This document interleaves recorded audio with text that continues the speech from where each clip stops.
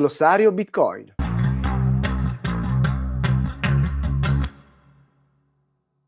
Buongiorno ragazzi e ben ritrovati.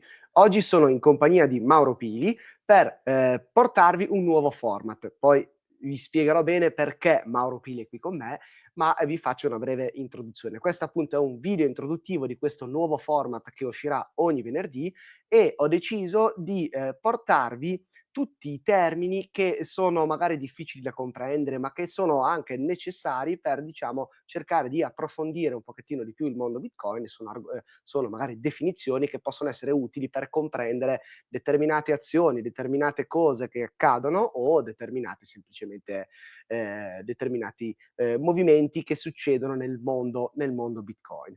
Perché Mauro Pili è qui con me? Perché Mauro Pili diverso tempo fa ha deciso di creare proprio un glossario chiamato appunto glossario Bitcoin. Allora, innanzitutto ciao Mauro e benvenuto sul canale.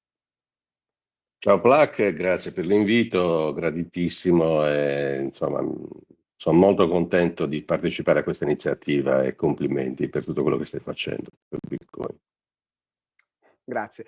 Allora, come dicevamo, il glossario esiste già, è in forma scritta, è sostanzialmente un sito web che adesso, diciamo, è entrato a far parte del gruppo Bitcoin Italia Network, che è questo sito web che raggruppa un pochettino, fa da network sostanzialmente, quindi raggruppa gli eventi che ci sono in giro per l'Italia, c'è il glossario Bitcoin, ci sono alcune guide magari per approfondire Bitcoin e fa parte anche, assieme a 21 milioni di chiacchiere, del movimento, diciamo, della quale Mauro fa parte, che cerca di fare un pochettino di Mauro insieme ad altre persone, cercano di fare un pochettino di divulgazione su Bitcoin prettamente.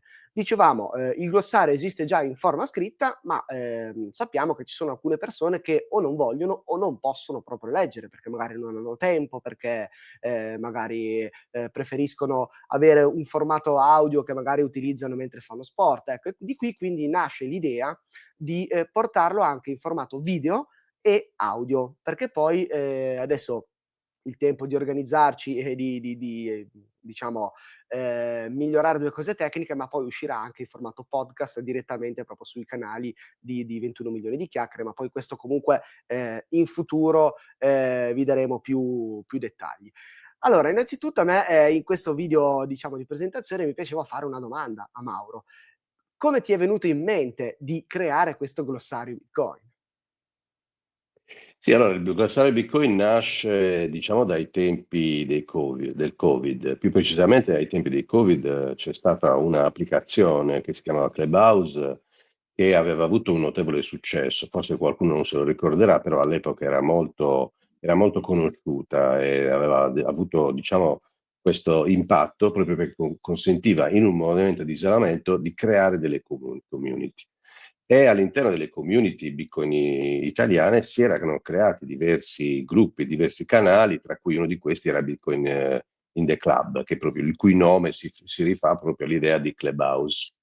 Era un gruppo molto molto interessante di Bitcoiner appassionati che cercavano di incontrarsi e nel discutere, nel parlare, e ognuno di loro diciamo aveva diversi ruoli nel mondo di Bitcoin, è nata anche l'idea di fare un glossario e quindi lì nasce l'idea di costruirlo inizialmente come un primo elenco che poi è diventato un elenco sempre più grosso, poi è diventato un sito. Quando diciamo la Clubhouse purtroppo ha un po' perso trazione e ci siamo un po' spostati come comunità Bitcoin su altri social, tra cui per esempio Twitter, che oggi si chiama X, si è spostati dal Bitcoin Club a 21 milioni di chiacchiere, di cui parlavi adesso, che è un po' ha raccolto l'eredità di quella comunità e ha raccolto anche il progetto del glossario. Questa cosa poi cresce anche negli anni. Ultimamente con Bitcoin Italia Network si vuole superare l'aspetto semplicemente della comunità degli appassionati che si incontrano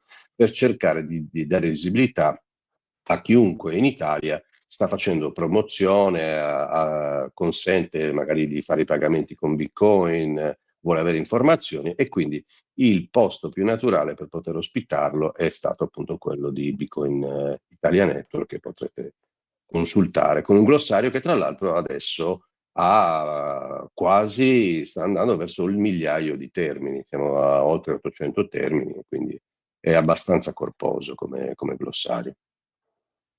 Bene, e noi cercheremo di vederli tutti. Cioè, Sarà magari adesso impegnativo. vediamo esatto, non proprio tutti perché poi non è diventato poi un glossario anche non solo prettamente su Bitcoin, ma anche con alcuni termini legati, diciamo, al mondo più finanziario, alcune cose che comunque hanno in qualche modo a che fare con Bitcoin, ma non sono prettamente su Bitcoin. Quindi adesso col passare del tempo vedremo magari certe definizioni le salteremo, ma comunque partiremo dalla A, o meglio dalla numerazione, dal numero 0, perché la prima parola non ve la spoilerò, ma la vedrete la settimana prossima, però inizia con lo 0 e andremo avanti, diciamo, cercando di vederle tutte, ecco, sostanzialmente.